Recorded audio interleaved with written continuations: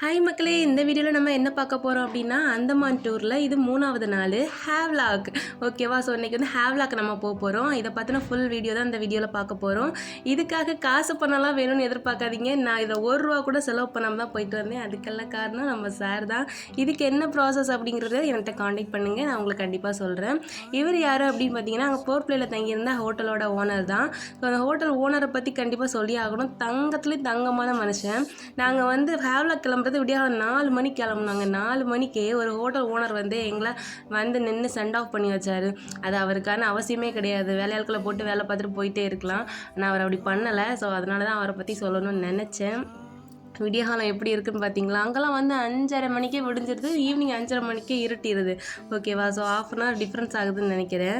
இதுதான் நம்ம இப்போ இருக்க க்ரூஸு. ஸோ வந்து ஏரோப்ளைனில் வந்து எக்ஸ்பிளைன் பண்ண மாதிரியே இங்கேயும் பாதுகாப்பு பற்றின விஷயங்கள் எல்லாமே சொல்லி தந்துட்டு இருந்தாங்க. இந்த க்ரூஸில் வந்து கிட்டத்தட்ட ஒரு ஏரோப்ளைனுக்குள்ளே இருந்த மாதிரியே தான் ஃபீலாக இருந்துச்சு. ஸோ அதே மாதிரி தான் சீட்டிங் செட்டப்பு எல்லாமே இருந்துச்சு. ஸோ நான் வந்து ஜன்னல் வழியாக வேடிக்கைலாம் பார்த்துட்டு வந்தேன். அது நல்ல விடிய காலமே நாங்கள் கிளம்புனனால அங்கே சன்ரைஸ் வியூ எல்லாமே பார்க்க சூப்பராக இருந்துச்சு. இதில் நான் சன்ரைஸ் அந்த இதெல்லாம் காட்டும்போது பார்த்திங்கன்னா ஒரு எடிட்டிங் கிடையாது, நேச்சுரலாகவே அவ்வளோ பியூட்டிஃபுல்லாக இருந்துச்சு. அதெல்லாம் பார்க்க சூப்பராக இருந்துச்சு. நீங்கள் வேணால் பாருங்கள். அண்டு என்ன விஷயம் அப்படின்னா, அது போட்டில் போன மாதிரி இல்லை, ஜாலியாகவே இல்லை. என்ன காரணம்னு பார்த்தீங்கன்னா, அது ஒரு மாதிரி என்னை போட்டு அமுக்கிற மாதிரி இருந்துச்சு. இந்த ஏர் பஸ்லாம் எனக்கு ஒத்துக்காது. ஸோ அதே மாதிரி தான் இந்த க்ரூஸில் போகும்போது எனக்கு ஒரு மாதிரி தலையெல்லாம் சுற்றி இருந்துச்சு. ஃபஸ்ட்டு கொஞ்ச நேரத்தில் ஃபோட்டோ எடுக்க அங்கே ஓட அந்த மாதிரி இருக்குமா நல்லா இருந்துச்சு. சீட்டில் இருந்தாலே பிடிக்கல. அப்புறமா எங்கள் கேங்லாம் என்ன பண்ணாங்க அப்படின்னா டிஜே, நாங்கள் வந்து க்ரூஸ்லேயே டிஜே செட்டப் பண்ணி டான்ஸ் ஆட ஆரம்பிச்சிட்டோம். ஸோ டான்ஸ் ஆடினனால அந்த ஒரு எக்ஸைட்டில் வந்து இந்த ஃபீல்லாம் வந்து தெரியலை. ஒரு மாதிரி தலை சுற்றுற மாதிரி வந்த ஃபீலிங் எல்லாமே தெரியலை. நாங்கள் காலையில் கிளம்பும் போதே எங்களுக்கு வந்து டிஃபன் கொடுத்து விட்டாங்க பார்சல் பண்ணி. ஏன்னா ஏர்லி மார்னிங்கே கிளம்பிட்டோம்ல, அதனால். பட் அங்கே கப்பலில் வச்சுலாம் நான் சாப்பிடலாம் இல்லை. இங்கே பாருங்களேன், பின்னாடி தண்ணி எப்படி சீறிட்டு போச்சுட்டு இதெல்லாம் பார்க்கும்போது வேறு லெவலாக இருந்துச்சு. என்ன கண்ணாடிக்குள்ளேருந்தே பார்க்குற மாதிரி இருந்துச்சு. வெளியில் போய் ஒரு வேளை அந்த நேச்சுரல் காற்றெல்லாம் சுவாசிச்சுட்டே நம்ம இருந்தோம் அப்படின்னா வந்து ஒரு மாதிரி தலை சுத்தலாம் வராமல் இருந்திருக்குமோ என்னோ தெரியல. இதில் போனவங்க அனுபவம் இருந்துச்சுன்னா கண்டிப்பாக எனக்கு கமெண்ட் பண்ணுங்கள். சரியா? வந்தாச்சு ஹேவ்லாக்கில் என்ன விஷயம் அப்படின்னா, நாங்கள் நார்மலாக போகலடைய. நாங்கள் வந்து விடியகால் 4 மணிக்கு கிளம்பும்போதே வந்து பட்டு சாரீலாம் கட்டிட்டு, ஸோ ஆம்பளைங்க எல்லாமே வந்து வேட்டி சட்டை கட்டிக்கிட்டு, என்ன விஷயம் அப்படின்னா ஹேவ்லாக்கில் வந்து பொங்கல் கொண்டாடுறதுக்காக தான் நாங்கள் வந்து பிளான் பண்ணியிருந்தோம். பீச் ஓரமாக வந்து பொங்கல் எப்படி இருந்திருக்குன்னு நினச்சி பாருங்கள், செம்மையாக இருந்துச்சு.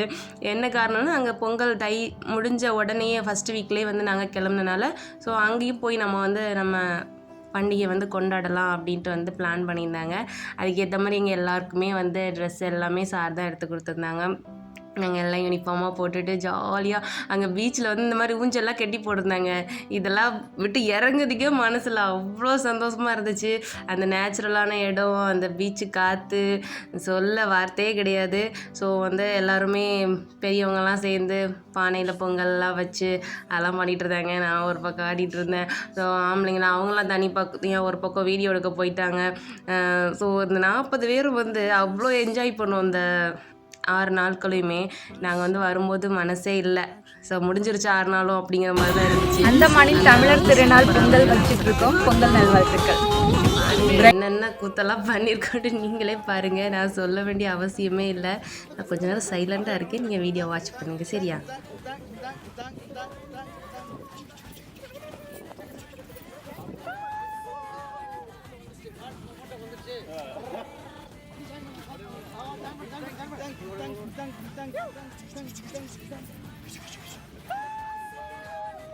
இதிலலாம் வந்து யாருக்கு எந்த வயசுலாம் கிடையாதுங்க.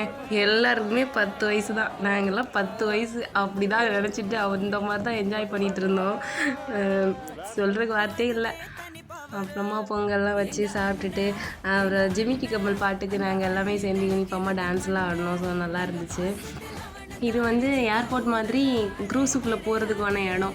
அங்கே வந்து பார்த்திங்கன்னா அங்கே ஒரு சவுத் இந்தியன் கேர்ள் வந்து ஒர்க் பண்ணிகிட்டு இருக்கும் போல். அது வந்து எங்களை பார்த்து அது ஒரே சந்தோஷம் அதுக்கு. ஏன்னா இந்த மாதிரி சாரீ கட்டிட்டு அங்கெல்லாம் யாருமே மேக்ஸிமம் வந்ததே இல்லை. அதுக்கும் ஆசையாக இருந்திருக்கும். ரொம்ப மிஸ் பண்ணியிருக்கோம் ஊரை.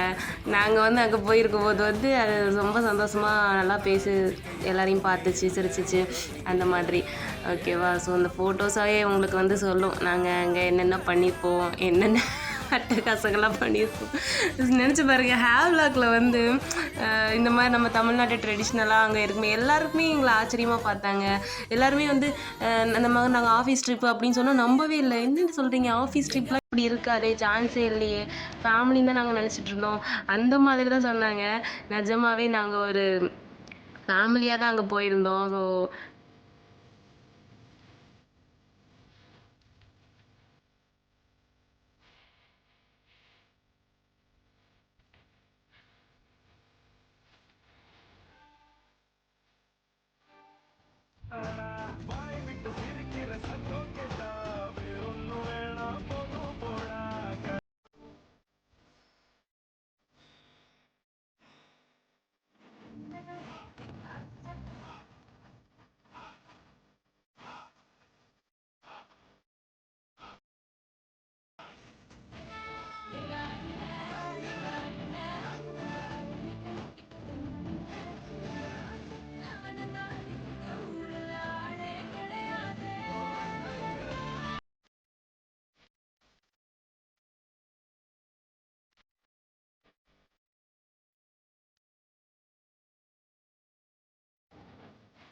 ஸோ எப்படி ஃபீல் ஆச்சு உங்களுக்கு? கிட்டத்தட்ட ஒரு ஃபேமிலி ஃபங்க்ஷனுக்கு போயிட்டு வந்த ஃபீல் தான் இருந்திருக்கும்னு நான் நம்புகிறேன். ஸோ அதனால தான் இடையில லூஸ் டாக் விட வேண்டாம், நானுமே கொஞ்சம் சைலண்டாக இருந்துட்டேன். அப்புறமா பொங்கலாக வச்சு முடிச்சுட்டு கொஞ்சம் ஃபோட்டோ ஷூட்லாம் அப்படியே அப்படியே பண்ணிக்கிட்டு அப்புறமா வந்து ரெஃப்ரெஷ் ஆகிட்டு நாங்கள் எங்கே கிளம்புனோம் அப்படின்னா ராதா நகர் பீச்சுக்காக போகிறதுக்கு கிளம்புனோம். ஸோ ஆன் தி வேல எங்களுக்கு லஞ்ச் வந்து நாங்கள் இந்த ஹோட்டலில் தான் சாப்பிட்டோம். தமிழ்நாடு இந்த ஹோட்டலை வந்து மிஸ் பண்ணிடுறாங்க. அண்ணன் சூப்பரான அண்ணன்.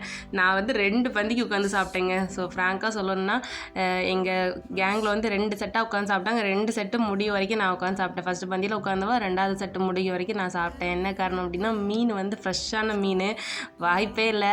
அண்ணன் மீன் வேணும்னு கேட்க கேட்க அவங்க எடுத்து எடுத்து போட்டுக்கிட்டே இருக்கேன் குழம்புலேருந்து. நான் விடுவேன்னா நான் வந்து நல்லா சாப்பிட்டுட்டு வந்து வேறு லெவல். ஸோ வந்து சவுத் இந்தியன் டிஷ்ஷை நீங்கள் வந்து சாப்பிடணும் அப்படின்னு நினச்சிங்கன்னா கண்டிப்பாக ஹேவ்லாகில் அந்த தமிழ்நாடு ரெஸ்டாரண்ட் வந்து நீங்கள் வந்து அட்டன் பண்ணுங்கள். ஸோ அவங்களோட விசிட்டிங் கார்டு நான் அனுப்பிச்சிருந்தேன், பாருங்கள். ஓகேவா. ஸோ இந்த ராதாநகர் பீச் போகிற வழி வந்து கிட்டத்தட்ட எங்கள் ஊர் சைடு கேரளா பக்கம் இந்த சைடு வந்து இருக்கிற மாதிரி தான் இருந்துச்சு. ஏரியா எல்லாமே சூப்பராக இருந்துச்சு. ஸோ ராதாநகர் பீச் வந்து ஒரு பெரிய பீச்சு. ஸோ அங்கே கொஞ்சம் ஆக்டிவிட்டீஸு, ஷாப்ஸு, பர்ச்சேஸ் பண்ணுறதுக்கான இடங்கள் இது எல்லாமே இருந்துச்சு. மற்ற பீச்சஸை கம்பேர் பண்ணும்போது இங்கே கொஞ்சம் நிறைய இருந்துச்சு. அண்ட் இங்கே வந்து பார்த்திங்க அப்படின்னா எல்லோரும் குளிக்கிறதுக்காக பிளான் பண்ணியிருந்தாங்க. ஸோ மொத்த டீமும் நல்லா ஜாலியாக குளித்தாங்க என்னை தவிர. ஏன்னா எனக்கு வந்து மீனை நல்லா தின்னனா அது அதில் தலைக்கறின மீனில் கொழுப்பு இது அதிகமாக சாப்பிட்டனாலையா என்னன்னு தெரில, தலை லைட்டாக சுற்றிடுச்சு எனக்கு வந்து. இப்போ கடலில் நம்ம குளித்தோன்னா கண்டிப்பாக பிறகு என்னால் மற்றவங்களுக்கு அவங்க சந்தோஷம் கெட்டுருன்னு சொல்லிட்டு நான் வந்து அப்படியே படுத்து தூங்கிட்டேன். சைடில் தான் நிறைய அழகழகாக கூடாரம் போட்டு வச்சுருக்காங்களே. ஸோ அதில் வந்து ஒரு இடத்துல எல்லோரும் பேக் வச்சுருந்தோம். அதில் படுத்து நல்லா தூங்கி ரெஸ்ட் எடுத்துகிட்டு கொஞ்சம் நேரம் கழித்து வந்தேன். எஞ்சி வரும்போது அப்படியே கொஞ்சம் இருட்ட ஆரம்பிச்சிருச்சு.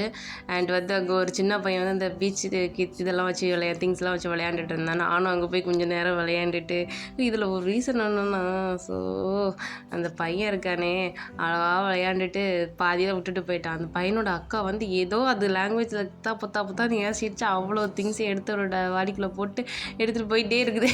என்ன ஏசிச்சா இல்லை அவன் தம்பியே ஏசிச்சா ஒன்றும் புரியல எனக்கு.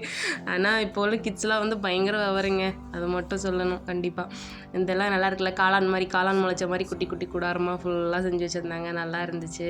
அது எல்லாமே பார்த்து ரசிச்சுட்டு அப்புறமா சன்செட்டு வேறு லெவலில் இருந்துச்சு. அதையும் நல்லா பார்த்தேன். ஓடி ஓடி வீடியோ எடுத்த சன்செட். எல்லோரும் சொன்னாங்க சன்செட்டு எனக்கு ரொம்ப பிடிக்குமா அப்படின்ட்டு. சன்செட்டுன்னு மட்டும் இல்லை, நேச்சராக இருக்கிற விஷயங்கள் வந்து எல்லாருக்குமே பிடிக்கும். அந்தளவுக்கு இயற்கையாக வந்து இந்த 6 நாள் வந்து நாங்கள் என்ஜாய் பண்ணிட்டு வந்தோம். சூப்பராக இருந்துச்சு. நீங்களும் என்ஜாய் பண்ணியிருப்பீங்கன்னு நம்புகிறேன். என்னோடய வீடியோ, என்னோடய வாய்ஸ் ஓவர் இதை பற்றின ஃபீட்பேக் எல்லாம் வந்து கொடுங்க. நீங்கள் நல்லா பேசுகிறீங்க, இல்லை உன் வாய்ஸ் நல்லா இல்லை, நீ வந்து தேவையில்லாததெல்லாம் பேசுகிற, ஏதோ இருந்தால் நீங்கள் தான் சொன்னால் தான் எனக்கு தெரியும். இன்றைக்கி என் வாய்ஸ் வந்து செம்ம மோசமாக தான் இருக்கும். ஏன்னா எனக்கு வந்து சளி பிடிச்சிருக்கு. அதனால் கொஞ்சம் அப்படி தான் இருக்கும். அட்ஜஸ்ட் பண்ணிக்கோங்க. ஓகேவா. டாட்டா, பாய் பாய், தேங்க்யூ. சேனலை மறக்காமல் சப்ஸ்கிரைப் பண்ணுங்கள்.